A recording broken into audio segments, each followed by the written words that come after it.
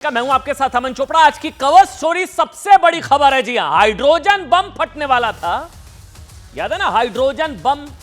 उससे पहले गठबंधन पर कौन सा फटा? बीड़ी बम। बीड़ी बम, बात इसकी करेंगे। कांग्रेस कैसे हिट होने के चक्कर में हिट हो गई।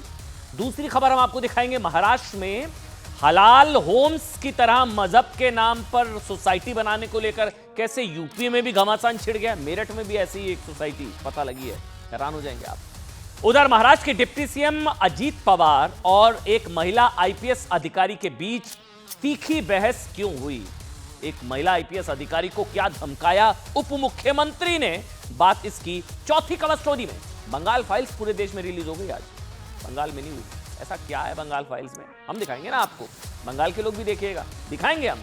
लेकिन एक बड़ी खबर के साथ शुरुआत कर रहे हैं। बड़ी खबर यह है कि हजरतबल दरगाह में अशोक चिन्ह तोड़ा गया है।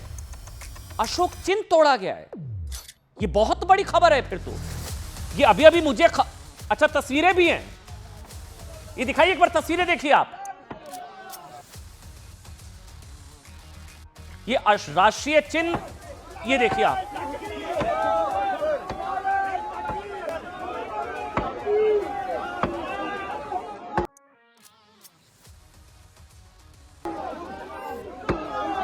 और इनका तो चेहरा भी दिख रहा है भाई, इन सब पर तो एक्शन होना चाहिए। ये कौन लोग हैं? हजरत बल दरगाह में ये तो हमला है राष्ट्रीय चिन्ह पर। अच्छा, ये पूरी खबर अब आ गई है सामने। दरअसल हजरत बल दरगाह में राष्ट्रीय प्रतीक तोड़ने का मामला है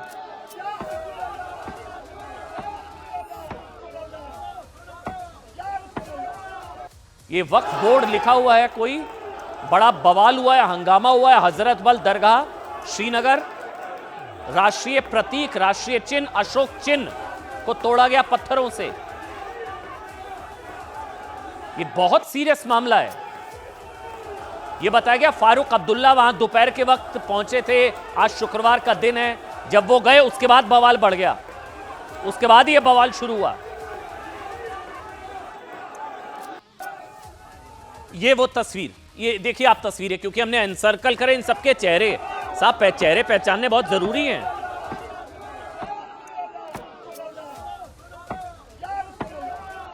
अच्छा, एक और बड़ी खबर है। इल्तिजा मुफ्ती महबूबा मुफ्ती की बेटी जो हैं, वो कह रही है, वो बचाव में उतर आई हैं इनके। वो कह रही है कि धार्मिक भावनाएं आहत हुई थी। अच्छा, ये देखिए आप पोस्ट देखिए, पोस्ट। मुसलमानों को जानबूझकर भड़काया जा रहा है। वक्फ बोर्ड को ज्यादा सतर्क और संवेदनशील होना चाहिए था। धार्मिक भावनाओं को ठेस पहुंचाने वाली बात पर कश्मीरियों का गुस्सा। धार्मिक भावनाओं को ठेस समझ नहीं आ रही खबर साहब, ये क्या? अशोक चिन्ह से किसकी धार्मिक भावना ठेस पहुंचेगी? अशोक चिन्ह तो राष्ट्रीय अस्मिता का प्रतीक, भारतीय गणराज्य की धर्मनिरपेक्षता का प्रतीक। और ये जो पत्थर से जो वक्फ बोर्ड का है ना, उस पर दरअसल अशोक चिन्ह था। अब खबर समझ में आ रही है। और उसको वहां पर कुछ लोग नाराज हो गए कि ये क्या है साहब, और फिर वहां पर तोड़ दिया पत्थर लाकर।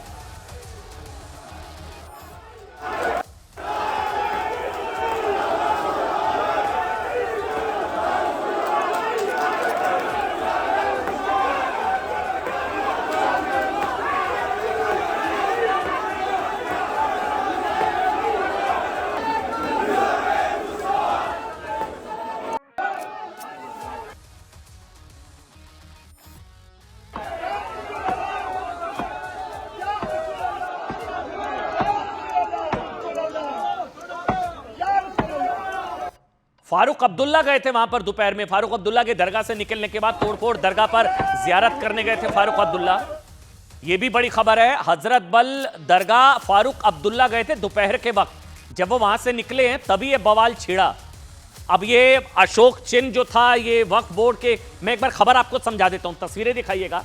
दरअसल जम्मू कश्मीर की हजरत बल दरगाह में कट्टरपंथियों की भीड़ ने राष्ट्रीय चिन्ह को पत्थर मार मारकर तोड़ डाला है। हजरत बल में राष्ट्रीय चिन्ह अशोक एम्बलम, ये देखिए, ये एक बोर्ड पर लगा हुआ था, जो वक्फ बोर्ड है उस पर एक चिन्ह बना हुआ था, अशोक एम्बलम, राष्ट्रीय चिन्ह। राष्ट्रीय चिन्ह साहब, राष्ट्रीय प्रतीक। लोगों ने इसे बोला कि हमारे रिलीजन के खिलाफ है, ये कट्टरपंथी हैं साहब। ये लोग भारत में भारत के राष्ट्रीय प्रतीक को तोड़ रहे हैं पत्थरों से।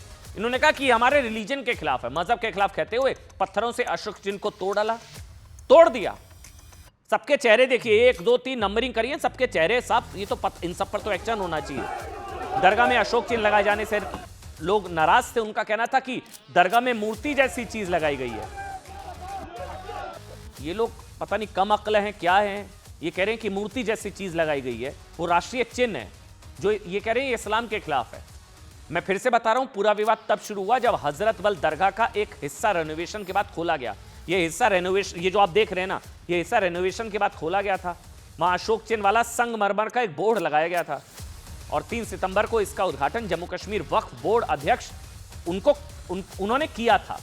अच्छा, जो बीजेपी के नेता भी हैं, जो हैं जम्मू कश्मीर वक्फ बोर्ड की अध्यक्ष दरख्शां आंद्राबी, जो बीजेपी के नेता हैं, और लेकिन 3 और 4 सितंबर को अशोक चिन्ह वाले बोर्ड के खिलाफ तोड़फोड़ की कोई घटना नहीं हुई। लेकिन आज क्या हुआ ये देखिए आप, ये सुनिए एक मिनट क्या हुआ वहां पर, देखिए आप।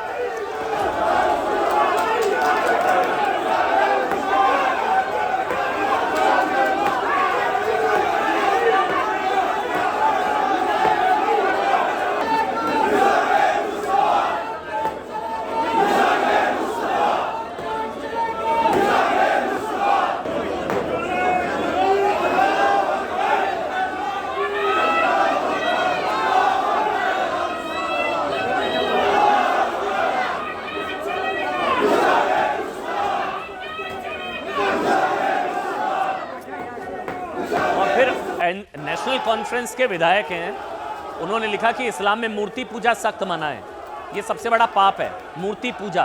वो अशोक चिन्ह बना हुआ था उसको तोड़ दिया, वो कह रहे हैं मूर्ति पूजा पाप है, ये बड़ा पाप है, हमारे ईमान की बुनियाद तौहीद है। हजरत बल दरगाह में एक मूर्ति स्थापित इस्लामिक मान्यताओं के खिलाफ है। अब पता नहीं समझ में आ रहा, देश की पूजा पाप होती है क्या? मतलब वो तो देश की राष्ट्रीय अस्मिता, क्योंकि राष्ट्रीय चिन्ह तोड़ने वालों को, ये देखिए हम सब ने तो साहब, ये सारा वीडियो था, हमने तो चेहरे निकाल लिए। ये ब्रेकिंग हटाइए, इन सारे चेहरों को स्क्रीन पर रखिए साहब, ये हटाइए ब्रेकिंग 1 सेकंड के लिए, ताकि लोग देख तो पाए। ये सारे वो हैं जिन्होंने अशोक चिन्ह पर हमला किया है। आरोपी नंबर 1, आरोपी नंबर 2, आरोपी नंबर 3, आरोपी नंबर 4, इन चारों के चेहरों को पहचान लीजिए साहब। राष्ट्रीय चिन्ह तो ये बहुत बड़ी खबर है। अब तक विरोध होता है, सारी चीजें हैं, वो ठीक अपनी जगह, लेकिन यहां तो एक मिनट, रिफत जुड़ गए। रिफत, क्या हुआ, क्या था ये? क्या कोई कंफ्यूजन हुई थी? क्योंकि ये कह रहे हैं कि मूर्ति पूजा जो है, इस मूर्ति पूजा जो है गलत है, इसलिए हमने ये सब किया। लेकिन खबर तो है वो तो अशोक चिन्ह पर पत्थर मारे गए ना, उसको तोड़ा गया है ना रिफत। देखिए अमन, दरअसल यहाँ पे ये जो दरगाह हजरत बल है सबसे बड़ी श्राइन है। लाखों लोग वहाँ पे प्रेयर्स के लिए आते हैं, चाहे ईद हो, फ्राइडे प्रेयर्स हो या ईद मिलादुन नबी हो। क्योंकि कल ईद मिलादुन नबी के सिलसिले में जो है यहाँ पे तैयारियां की जा रही थी और इससे पहले इस दरगाह श्राइन को रिनोवेट किया गया और इसको बहुत डेकोरेट किया गया। अब कुछ दिन पहले इसको इनॉग्रेट किया गया और जो वहाँ पे उसका स्टोन लगाया गया जम्मू कश्मीर वक्फ बोर्ड की तरफ से, दरख्शां आंद्राबी उसकी चेयरपर्सन है, उन्होंने उसको इनॉग्रेट किया और उसके लेफ्ट साइड में ये जो एम्बलम लगा है, कुछ लोग आ गए आज, क्योंकि आज फ्राइडे प्रेयर्स भी थी और उसके बाद एक मिनट, अब तो वो आ गया, वो एक मिनट दिखाइए जो अभी तस्वीर चली। ये देखिए, तो सत्यमेव जयते लिखा हुआ है, तो नेशनल एम्बलम, ये तो अशोक चिन्ह है, इसको तोड़ा है। वो कह रहे मूर्ति पूजा गलत है। ये पहले की तस्वीर है और ये बाद की तस्वीर। रिफत, ये तो अशोक चिन्ह है। ये लोग जो कह रहे हैं, नेशनल कॉन्फ्रेंस ने भी पोस्ट किया, जो यहाँ पे ये लगा था, ये उसी स्टोन पे लगा हुआ है लेफ्ट साइड पे, जब इस रिनोवेशन के काम को इनॉग्रेट किया गया और उसके बाद ये लगा। लेकिन लोगों ने ये कहा कि ये मूर्ति की पूजा होगी, यहाँ पे ये लगाना जायज नहीं है। और उसके बाद जो है वहां पे प्रोटेस्ट हुए।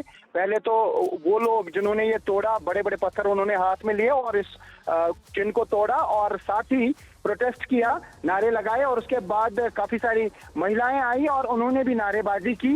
हालांकि इस वक्त हालात काबू में है, लेकिन इस पे काफी सारा मामला जो है वो शुरू हो गया है। जो चेयरपर्सन है जम्मू कश्मीर वक्फ बोर्ड की, तो उन्होंने डिमांड की है कि जिन्होंने ये किया है उनको पीएसए के तहत बंद किया जाए, उनके खिलाफ कार्रवाई की जाए और एक एमएलए के बारे में भी उन्होंने कहा कि जिन्होंने एक्स पे स्टेटमेंट जारी किया था और पोस्ट किया था, उसके खिलाफ भी एफआईआर दर्ज की जानी चाहिए।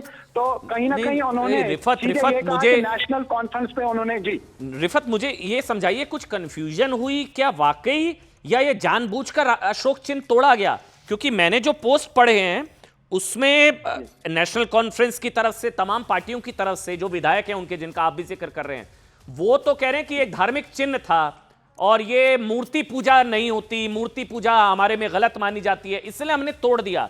ये कोई मूर्ति थोड़ी ना थी, ये तो राष्ट्रीय चिन्ह अशोक चिन्ह था। कुछ कंफ्यूजन हुई थी क्या? देखिए, ये तो वही जवाब देंगे कि उन्होंने क्या मंशा थी उनकी, क्या सोच के ये तोड़ा। लेकिन चेयरपर्सन ने सीधे कह दिया कि उनके खिलाफ कार्रवाई होनी चाहिए, क्योंकि वहां पे हंगामा हुआ। उन्होंने हालांकि सीधे सीधे नाम लिए बगैर नेशनल कॉन्फ्रेंस पे निशाना साधा और कहा कि ये उनके गुंडे हैं, उन्होंने आज तक ऐसा ही करवाया, पिछले 40 साल से ऐसा ही होता आया है। क्योंकि जो चेयरपर्सन है वक्फ बोर्ड की, उनका ताल्लुक बीजेपी के साथ है, वो बीजेपी की सीनियर लीडर हैं और इस वक्त वो वक्फ बोर्ड की चेयरपर्सन है और उन्हें MOS यानी मिनिस्टर ऑफ स्टेट का दर्जा हासिल है। तो उन्होंने सीधे ये कहा जा सकता है कि नेशनल कॉन्फ्रेंस पे ही निशाना साधा कि उनके लोग थे। मैं कह रहा हूं रिफत भाई, रिफत बीजेपी कांग्रेस छोड़िए, सारे भारतीय तो हैं, ये तो सारे भारतीय ही तो हैं, भारत में है ना, ये तस्वीरें तो हमारे भारत की हैं, ये सारे भारतीय हैं, सबके चेहरे पहचानिए। BNS की धारा जो है ना, ये दंडनीय अपराध है। BNS की भारतीय न्याय संहिता के तहत दंडनीय अपराध है और इसमें 6 महीने तक की सजा का प्रावधान है। चेहरे दिखाइए एक बार स्क्रीन पर दोबारा, ये देखिए क्या हाल किया है, ये देखिए आप, ये सत्यमेव जयते नीचे लिखा है अशोक चिन्ह, उसको तोड़ डाला, ये कहते हुए कि नेशनल कॉन्फ्रेंस के नेता ने कहा कि साहब मूर्ति स्थापित इस्लामिक मान्यताओं के खिलाफ है, इसलिए हमने तोड़ दिया। यही नहीं, इल्तिजा मुफ्ती वो भी कह रही हैं कि उन्होंने they express their anger on something, something नहीं है मैडम, इल्तिजा जी अगर आप देख रही हैं, आप भी भारतीय हैं, समथिंग नहीं है, आपका राष्ट्रीय चिन्ह है, ये अशोक चिन्ह है। कह रही हैं कि they express their anger on something which hurt their religious sentiments. वो जस्टिफाइड ठहरा रही हैं, इल्तिजा मुफ्ती इसको जस्टिफाइड ठहरा रही हैं। और यही नहीं बल्कि नेशनल कॉन्फ्रेंस ने ऑफिशियली भी अब शायद पोस्ट कर दिया है रिफत, जम्मू कश्मीर नेशनल कॉन्फ्रेंस, वो लिख रहे हैं she should feel ashamed for not understanding religious sentiments. ये मुझे समझ नहीं आ रहा, मजहब, ये मजहब की बात कहां से आ गई इसमें? ये रिफत आपकी कुछ देखिएगा, नॉर्मली जो ये लोग कह रहे हैं, जो इनका इल्जाम है कि इसकी शक्ल मूर्ति जैसी है, तो लेकिन हकीकत यह है कि ये एम्बलम है और ये बिल्कुल उस स्टून पे था जिसे रिनोवेशन के काम को इनॉग्रेट किया गया। तो अभी आज जो दरख्शान राबी है, उन्होंने ये कहा कि पैसों पे भी ये होता है और जो भी नेशनल कॉन्फ्रेंस के या बाकी लीडर आएंगे तो फिर उन्हें तलाशी की जानी चाहिए, पर्स उनका बाहर ही रखना चाहिए, क्योंकि फिर पैसा जो है उनके लिए हराम है। तो इस तरीके की अब इसमें कंट्रोवर्सी बड़ी शुरू हो गई। लेकिन हकीकत यह है कि जिस तरीके से इसको तोड़ा गया है, तो उसके खिलाफ कार्रवाई करने का मुतालबा अब वक्फ बोर्ड ने किया है। हालांकि अभी कोई इंफॉर्मेशन ऐसी नहीं है कि एफआईआर अगर दर्ज की गई है तो किन धाराओं के तहत की गई है और की भी गई है या अभी पुलिस इसका इंतजार कर रही है। लेकिन कोई डिटेन करने की या किसी को अरेस्ट करने की अभी कोई खबर नहीं है। हालांकि आज हो सकता है कि पुलिस पहले वेट एंड वॉच करें, क्योंकि एक बड़ी गैदरिंग होनी है दरगाह हजरत बल में, क्योंकि आज ईद मिलादुन नबी की तकरीब है और उस सिलसिले में तकरीबन 1 लाख लोग, 50,000 से 1 लाख लोग दरगाह हजरत बल में मौजूद होते हैं। हालांकि इस वक्त जैसा मैंने कहा, ऐसे हालात में शांति बिल्कुल इस वक्त बरकरार है। तो अभी लॉ एंड ऑर्डर की कोई मुझे ये समझना है, इन सबके जेब में भारतीय नोट होगा, उसको भी फाड़ देंगे फिर ये लोग, क्योंकि अशोक चिन्ह तो भारतीय इंडियन करेंसी पर भी होता है ना। ये जितने ये ड्रामा कर रहे हैं, नौटंकी कर रहे हैं सारे, ये सबके ये पर्स, फिर ये इनके जेब में क्या पाकिस्तानी रुपया है क्या? ये पाकिस्तानी करेंसी लेकर घूम रहे हैं क्या ये सब? जी, तभी चेयरपर्सन ने यही कहा कि उन्होंने सिक्योरिटी को और वक्फ बोर्ड के एम्प्लॉइज को ये कहा कि जो भी नेशनल कॉन्फ्रेंस के लीडर आएंगे, खासतौर से या एमएलए आएंगे, तो उनकी तलाशी ले लीजिए और उनकी जेब में अगर कोई भी पैसा है वो उनसे ले लीजिए, वो लेके अंदर नहीं आ सकते हैं, तो वो फिर मकरू है। ये उनके अल्फाज थे। तो जैसा मैंने कहा कि इसमें राजनीति भी अब शुरू हो गई है, लेकिन ये जो इंसिडेंट हुआ है, पिक्चर्स साफ बता रही हैं हुआ क्या। और जैसा मैंने कहा कि वहां पे था ये कि एक स्टोन थी वो इनॉग्रेशन जो हुई थी, जैसे फाउंडेशन स्टोन होती है, उसके बाद जब इनॉग्रेट किया जाता है किसी काम को, जब वो मुकम्मल होता है, उसके बाद पत्थर पे लिखा होता है कि ये काम ने किसने कराया, कब इसकी इनॉग्रेशन हुई। तो उसी के लेफ्ट साइड में ये चिन्ह था, जो एम्बलम है, तो उसी को तोड़ा गया और एक आदमी ने नहीं, कई लोगों ने इसको पत्थर से तोड़ा। और दरक्षा अंद्राबी जो हैं वो शायद एक बार संभवतः कुछ बात करिए, अगर हम सुना पाए, एक बार सुनिए। रहे आज उन्हें बिल्कुल इनको तो प्रॉब्लम मेरे से, मेरी जात से, मेरी पार्टी से है, और इनको मेरी पार्टी पे उंगली उठाने का मौका नहीं मिला वक्फ में, क्योंकि मेरी पार्टी ने मुझे हुक्म दिया था कि आपको वक्फ में सबसे ज्यादा अच्छा काम करना है, आपने दरगाहों को सजाना है, आपने मस्जिदों को सजाना है, आपको अकाउंटेबिलिटी लानी है। ये मेरे प्राइम मिनिस्टर का फरमान था, ये मेरे होम मिनिस्टर का फरमान था, और जो मुझे आशीर्वाद था।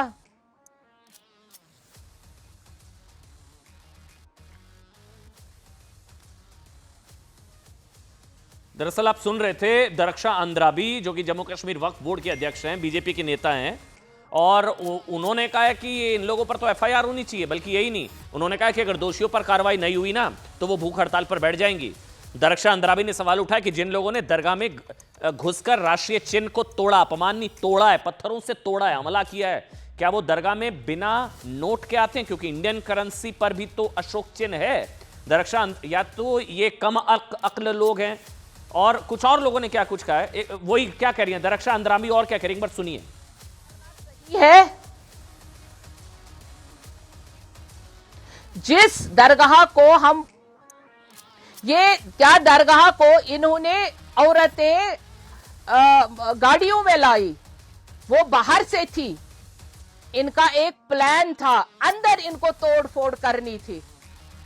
मैंने अपनी सिक्योरिटी को वार्न किया, अभी भी किया, और आपके जरिए से भी वार्न कर रही हूं, ये तो मेरे जान के पीछे पड़े ही हुए थे। अब इनको लग रहा है कि यही लोग, ये सारे ही लोग, क्योंकि इनको तो पहले से ही दहशतगर्दों के साथ कनेक्शन है, और इनको ये काम कभी अच्छा ही नहीं लगा। हाँ, बिल्कुल लगा रही हूं, बिल्कुल है, बिल्कुल है, बिल्कुल है।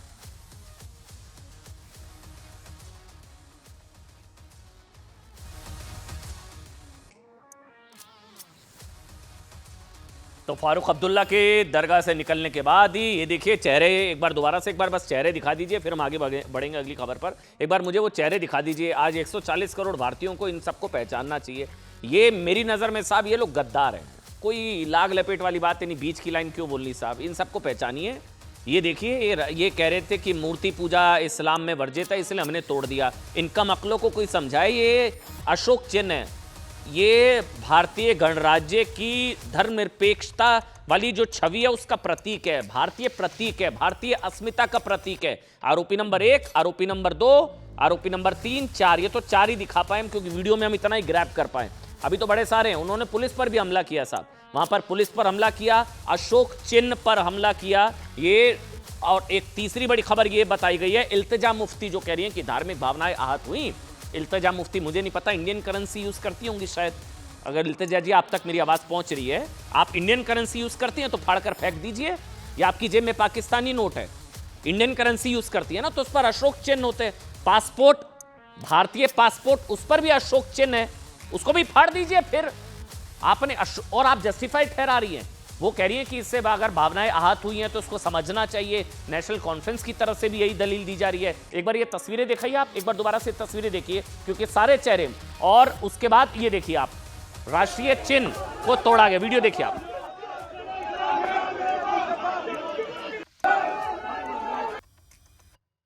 और उधर मध्य प्रदेश के सागर में बड़ी खबर यह है, ईद मिलाद उन नबी के जुलूस में भड़काऊ नारेबाजी की खबर आ रही है। बताया जा रहा है कि सागर में मुस्लिम समुदाय के लोगों ने बाइक रैली थी, सर तन से जुदा के नारे लगे हैं साहब, सर तन से जुदा के नारे। बाइक रैली के दौरान कुछ लोगों ने सर तन से जुदा के ये नारे लगाए, कट्टरपंथी नारे, गला काट कट्टरता का जो ये लोगों में खत्म। सुनाइए एक बार।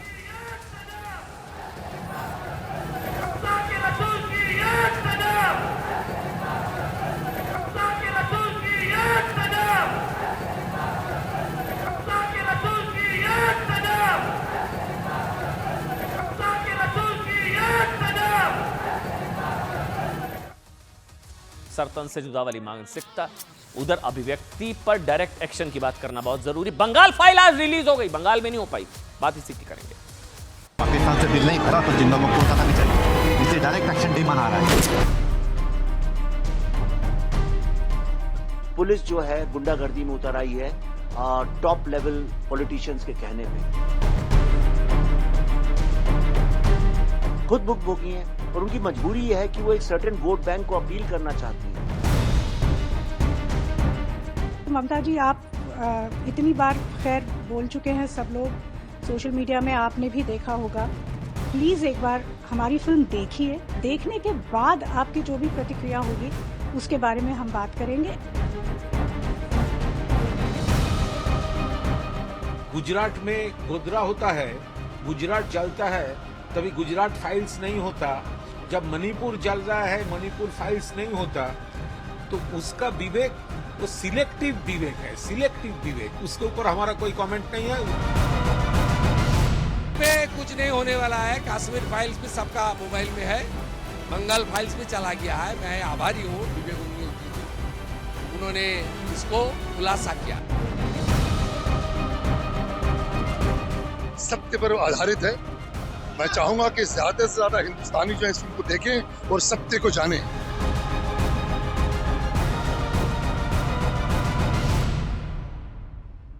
पूरे देश में रिलीज हो चुकी है बंगाल फाइल, बंगाल में नहीं हो पाई। वहां के थिएटर जो मालिक हैं वो रेडी नहीं है, तैयार ही नहीं है, डर इतना है साहब।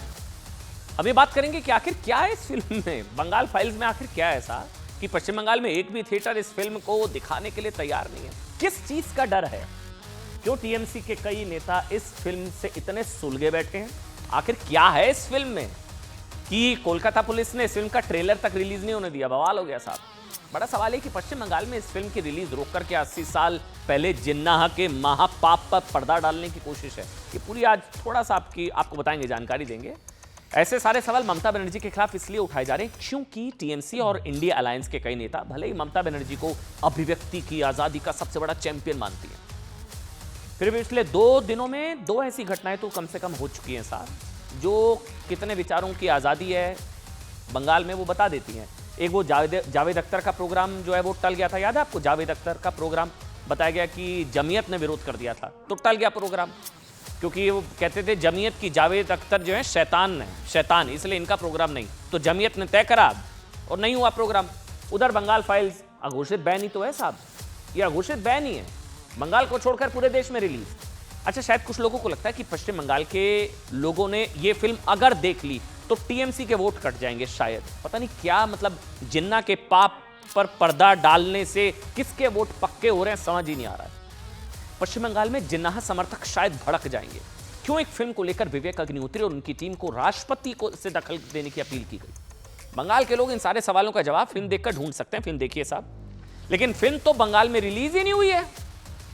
इसलिए साहब हमारी जिम्मेदारी है, हमारे दर्शक है बंगाल में, जो जानना चाहते हैं क्या है हम बताते हैं साहब। देखिए, ये जो फिल्म है ना बंगाल फाइल, जरूर देखिएगा।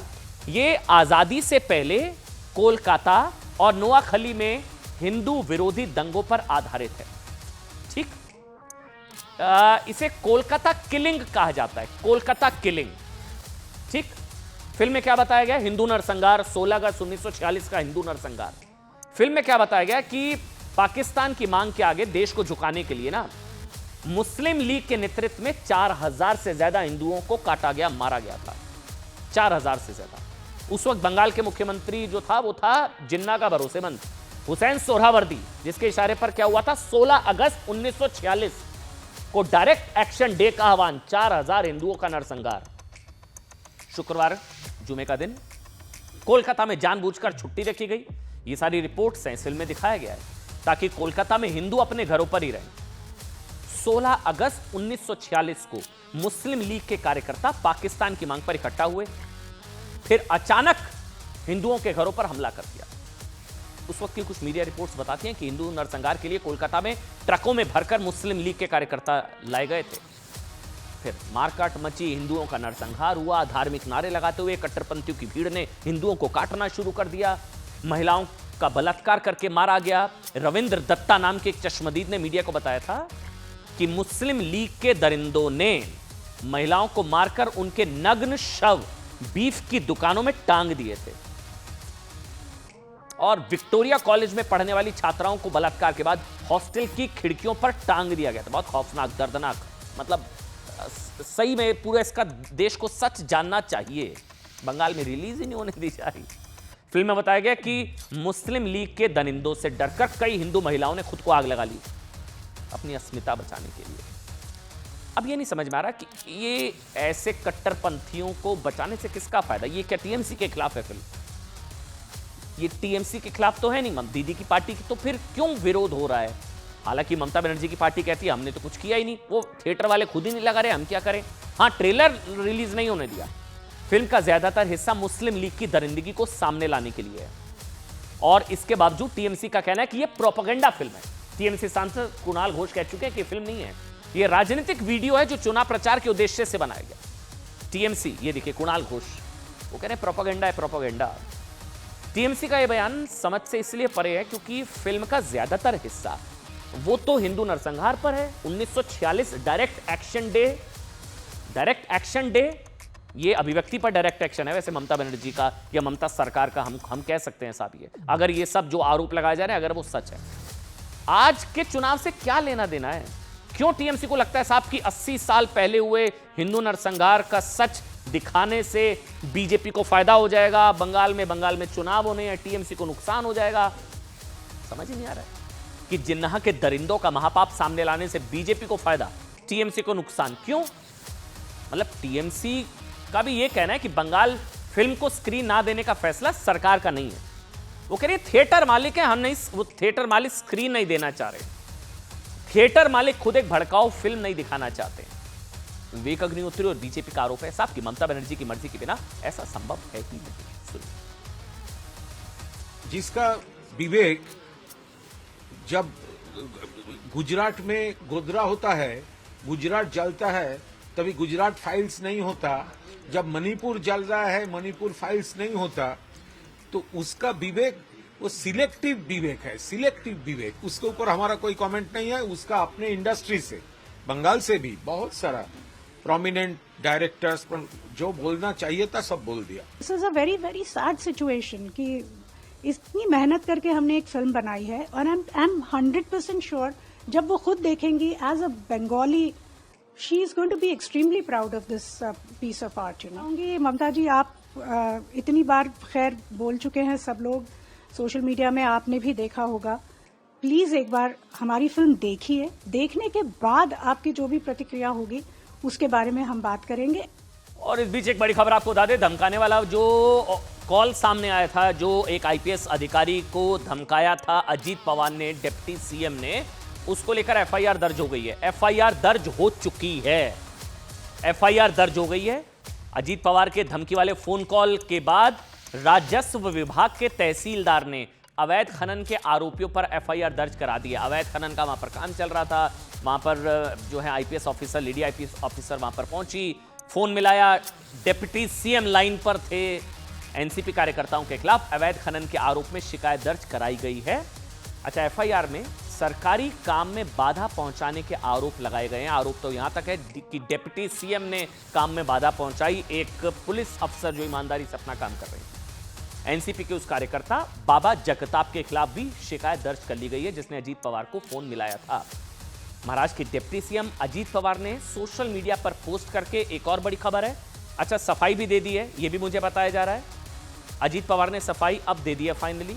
उन्होंने लिखा है कि सोलापुर में पुलिस अधिकारियों के साथ मेरी बातचीत से संबंधित कुछ वीडियो प्रसारित हो रहे हैं जिनकी ओर मेरा ध्यान आकर्षित किया गया है। मैं स्पष्ट रूप से कहना चाहता हूं, मेरा उद्देश्य कानून प्रवर्तन में हस्तक्षेप करना नहीं था, बल्कि यह सुनिश्चित करना था कि जमीनी स्तर पर स्थिति शांत रहे और ना बिगड़े। हालांकि क्या ऑडियो था क्या नहीं था ना, वो मैं आपको आगे, अच्छा ये पूरा पोस्ट उनकी तरफ से कि मेरे लिए शासन, कानून का शासन सर्वोपरि है, मैंने इस तरह की कोई बात नहीं की, मैं पारदर्शी शासन के लिए सुनिश्चित करने के लिए पूरी तरह से प्रतिबद्ध हूं। एक बार हम वो ऑडियो कॉल सुना सकते हैं, अगर हम वो सुनाएं कि हुआ क्या, क्योंकि महाराष्ट्र के सोलापुर का ये वीडियो सोशल मीडिया पर वायरल है, जिसमें डिप्टी सीएम और एक लेडी आईपीएस ऑफिसर है, उनके बीच में बातचीत हो रही है। इस वीडियो में महाराष्ट्र के सोलापुर की डीएसपी है अंजना कृष्णा, जो आपको नजर आ रही है, वो जिनके हाथ में फोन है। अंजना कृष्णा ने जिस तरह महाराष्ट्र के सीएम अजीत पवार को जवाब दिया, उसको लेकर लगातार लोग उनकी बात कर रहे हैं। वहीं डिप्टी सीएम अजीत पवार के व्यवहार और लेडी आईपीएस अफसर के साथ बातचीत में उनकी भाषा को लेकर भी सवाल उठाए जा रहे हैं। एक बार सुनाइए, वीडियो सुनाइए आप, जिस पर आप अजीत पवार ने सफाई भी दिया। हाँ, तो हमको उनको मदद करने का ही काम है चीफ मिनिस्टर आपके साथ बोल रहा हूँ। मैं आपको आदेश देता हूँ कि वो रुकवाओ और आप जाओ और तहसीलदार को बताओ कि अजीत पवार जी का फोन आया था, डिप्टी चीफ मिनिस्टर ने मुझे कहा ये सब रुकवाने के लिए, क्योंकि अभी मुंबई में जरा मुंबई का माहौल एकदम खराब हुआ है, उसको अपने को प्राधान्य देना है। मेरा नाम बताओ उनको। सर वो मुझे आप एक काम कीजिए, आप मुझे मेरे फोन में मतलब डायरेक्ट कॉल कीजिए ना। एक मिनट, मैं तेरे ऊपर एक्शन लूंगा। अभी मैं खुद आपके साथ बोल रहा हूँ कि आप मुझे डायरेक्ट कॉल बताती हो। सर मुझे कैसे पता है आप सर समझ रही है सर, जो आप बोल रही है समझ रही है, पर मुझे सुनो मुझे देखना है ना, तेरा नंबर दे दो या व्हाट्सएप कॉल करो। ठीक है सर, मैं यहाँ से बोल देता हूँ। ठीक है सर, मेरा चेहरा तो आपको समझ में आएगा ना। ठीक है सर। इतना आपको डेयरिंग हुआ है क्या? सर मेरे को कार्रवाई जो किया है मुझे कैसे पता है सर? सर मुझे पता नहीं है ना सर, मैं सिर्फ यही बोल रही। मैं डिप्टी चीफ मिनिस्टर। सर समझ रही है वो आप बोल रही है जो नंबर दे दो मुझे, मैं डायरेक्ट आपको देता हूँ। ठीक है सर, आपका नंबर दे दो ना। सर एक काम कीजिए, आप मुझे डायरेक्टली कॉल वगैरह नहीं है तो एक और बात बता दीजिए तो मैं करेंगे, उसमें कुछ दिक्कत नहीं है, हम भी रिकॉर्डिंग करेंगे। सुनो। हाँ yes sir. Okay, thank you. जो आज दादा को क्रिटिसाइज कर रहे हैं, उन्होंने सब चीज़ देखनी चाहिए। पब्लिक का काम था क्या नहीं वो भी देखना चाहिए, और उसके बाद दादा को क्रिटिसाइज करें। पॉलिटिकल। चलिए आगे बढ़ेंगे, उधर बात करेंगे हलाल हाउसिंग की। ये कल मुंबई वाली खबर आपको बताई थी, अब यूपी में कहां पर आ गई है इसी तरह की सो कॉल्ड हलाल हाउसिंग। बवाल छिड़ गया बात अब इसकी।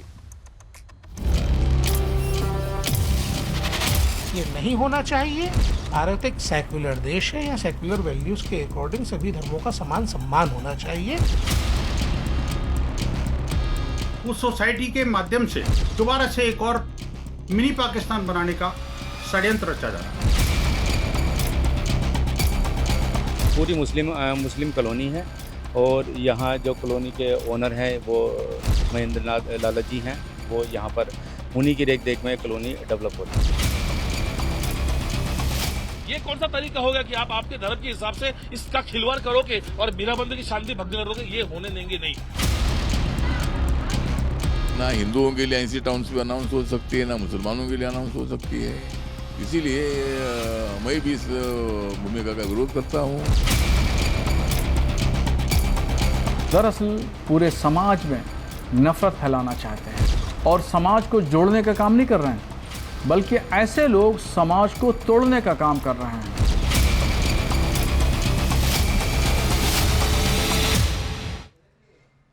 देखिए, कल महाराष्ट्र के मुंबई से सटे कर्जत में मुसलमानों के लिए हलाल टाउनशिप के विज्ञापन को लेकर बीजेपी, शिवसेना, हिंदू संगठन कह रहे थे कि साहब ये देश की अखंडता के लिए खतरे की घंटी है, ये गजवा हिंद की बड़ी साजिश है।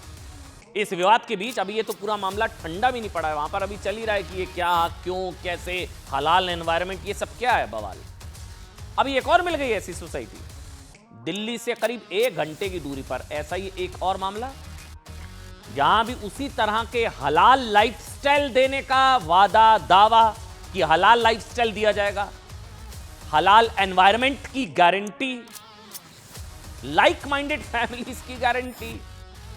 वहां तो था ना, वो तो 78 में से 72 फ्लैट जो जिसने खरीदे वो सारे मुस्लिम थे। यहां भी सेम टू सेम ऐसा केस, अब्दुल्ला रेजिडेंसी। सुनिए क्या है खबर। यूपी के मेरठ में भी एक ऐसी टाउनशिप का तेजी से निर्माण हो रहा है। अच्छा, वो तस्वीर भी है, नाम है अब्दुल्ला रेजिडेंसी। ये सिर्फ मुसलमानों के लिए रिजर्व है, ऐसा दावा है। इस सोसाइटी का नाम मैंने बताया अब्दुल्ला रेजिडेंसी। अब क्या था, कर्जत के सुकून एम्पायर की तरह यहां भी हलाल एनवायरनमेंट की पूरी गारंटी है, यहां पर भी।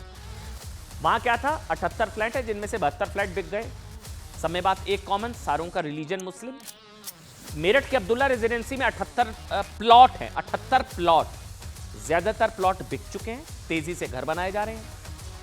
वहां मुंबई वाले में सुकून एम्पायर की तरह अब्दुल्ला रेजिडेंसी में भी मस्जिद बनकर तैयार हो चुकी है, मतलब फुल हलाल एनवायरनमेंट देने का वादा। यहां पर इस टाउनशिप के खिलाफ कार्रवाई की मांग शुरू हो गई है। स्थानीय पार्षद ने मामले में आरोपी बिल्डर के खिलाफ एक्शन की मांग की, तो वहीं यूपी सरकार ने भी इस पूरे मामले की जांच के आदेश करने और कार्रवाई की बात की है। ये अब्दुल्ला रेजिडेंसी है और यहाँ पर टोटल 78 मकान हैं। यहाँ ये सिंगल गेटेड कॉलोनी है, मस्जिद अवेलेबल है, पार्क है और काफ़ी अच्छी कॉलोनी है, पूरी मुस्लिम कॉलोनी है। वहाँ पर कोई मस्जिद भी बनी है, अभी हम लोग ये जांच कराएंगे कि उसकी अनुमति थी या नहीं थी, कहीं से नक्शा पास हुआ है या नहीं हुआ। पूरे अब्दुल्ला रेजिडेंसी के लिए हम कमिश्नर स्तर से और शासन स्तर से आवश्यकता पड़ी तो पूरी जांच कराएंगे और जो सत्यता है वो बाहर निकल कर आएंगे। जो इस तरह का जहर घोलने का काम करते हैं उन लोगों पर कार्रवाई की जाएगी। जो भी बिल्डर इसके पीछे काम कर रहा है, निश्चित तौर पर उसके खिलाफ बड़ी कार्रवाई होनी चाहिए। मैं आपके माध्यम से माननीय योगी आदित्यनाथ जी से, प्रदेश के मुख्यमंत्री जी से और इस शासन में बैठे हुए बड़े अधिकारियों से कहता भी हूँ कि इसका त्वरित तत्काल संज्ञान लिया जाए कि जो लोग धार्मिक आधार के ऊपर इस तरीके से बांट रहे हैं। मेरे को पता भी चला है कि वहाँ पर एक धार्मिक संग्रहालय, धार्मिक संस्थान भी बनाया गया है। वहीं आपको बता दें, जो कर्जत वाला मामला ना, सुकून एम्पायर सोसाइटी, सुकून एम्पायर हलाल एनवायरनमेंट बवाल हो गया उसको लेकर शिवसेना के कार्यकर्ताओं ने आज इसको लेकर प्रदर्शन किया। दिखा सकते हैं अगर हम वो तस्वीरें, जो प्रदर्शन हुआ है आज। बिल्डर की गिरफ्तारी की मांग की, बड़ी संख्या में शिवसेना के कार्यकर्ता बिल्डर के दफ्तर के बाहर पहुंच गए, जबरदस्त हंगामा किया। ये देखिए आप, शिवसेना के कार्यकर्ता बिल्डर के दफ्तर के बाहर पहुंच गए, हंगामा किया। इलाके के रहने वाले लोगों ने भी ऐसे विज्ञापन पर कड़ा एतराज जाहिर किया कि साहब हिंदू मुस्लिम सब एक हैं, ये क्या आपने ड्रामा लगा रखा है कि ये सिर्फ मुसलमानों के लिए। मामले में बढ़ते विवाद के बाद सोसाइटी के बाहर लगी होर्डिंग को अब हटा दिया गया है। जी हाँ, ये देखिए आप, अब होर्डिंग, पहले होर्डिंग अब हटा दी, पहले ये होर्डिंग नजर आ रही है, अब हटा दी गई है। तस्वीरों में भी आप देख पा रहे हैं, सोसाइटी के बाहर एक बड़ी होर्डिंग लगाई गई जिसमें खास समुदाय को दर्शाने वाला विज्ञापन था। बड़ा बवाल हुआ और अब होर्डिंग को हटा दिया गया है। वहीं प्रदर्शनकारी बिल्डर की गिरफ्तारी की मांग कर रहे हैं और सरकार से मांग कर रहे हैं कि न सिर्फ इस बिल्डर पर बल्कि ऐसी किसी भी सोसाइटी पर सख्त कार्रवाई की जानी चाहिए। आगे बढ़ेंगे और अब बात करेंगे हाइड्रोजन बम। नहीं, हाइड्रोजन बम नहीं, उसका तो पता ही नहीं है। बीड़ी बम की करेंगे, गठबंधन पर फट गया शायद बीड़ी बम।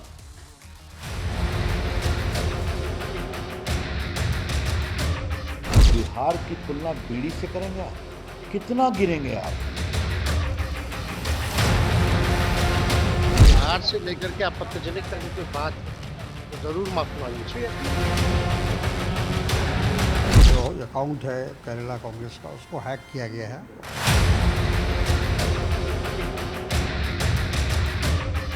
बिहार के मान सम्मान स्वाभिमान से कोई समझौता हो ही नहीं सकता है। महागठबंधन के घटक दलों को ईवीएम के माध्यम से जनता जवाब देगी।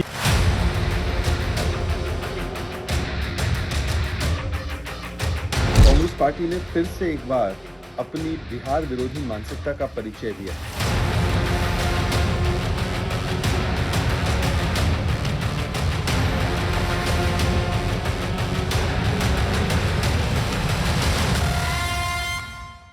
हाइड्रोजन बम फोड़ने वाले थे राहुल गांधी जी। हाइड्रोजन बम, साहब गठबंधन पर ही बीड़ी बम फट गया ऐसा लग रहा है। खबर सुनिएगा। पहले हिंदी, हिंदू, बिहार और बिहारियों के डीएनए पर सवाल उठाने वाली पार्टी के नेता को बिहार बुलाया गया। पहले क्या हुआ था? हिंदी, हिंदू, बिहार और बिहारियों के डीएनए पर सवाल उठाने वाली पार्टी के नेता को बिहार बुलाया गया। अच्छा, ये वो तस्वीर भी आप देखेंगे, स्टालिन जिनकी पार्टी के नेताओं ने बिहार के डीएनए पर सवाल उठाए थे, गोमूत्र स्टेट्स बताया था, पहले बुलाया। उनको गठबंधन ने मंच देकर बिहारियों की भावना को ठेस पहुंचाई, ऐसे आरोप लगे। बीजेपी ने यहां तक कहा कि बिहारियों का अपमान है, मतलब जो बिहार के लोग हैं वो अपमान का घूंट पी रहे हैं। गठबंधन के मंच से ऐसे लोगों को मंच देना जिन्होंने बिहार के डीएनए पर सवाल उठाया। चलिए, वो सब तो आरोप लग रहे थे कांग्रेस पर, डायरेक्ट नहीं। वैसे रेवंत रेड्डी वाला बयान था, लेकिन फिर भी यहां तो डायरेक्ट हो गया। अब तो डायरेक्ट अपमान, वो भी कांग्रेस के हैंडल से। बिहार की तुलना बीड़ी से कर दी गई, बीड़ी से तुलना। ये हिट होने के चक्कर में 2-2 बार हिट विकेट। केरल कांग्रेस का पोस्ट, बीड़ी पर जीएसटी दर कम करने के फैसले को बिहार चुनाव से जोड़ते हुए तंज कसा। जीएसटी के नए स्लैब में बीड़ी पर जो टैक्स की दर है वो 28 से 18 कर दी गई।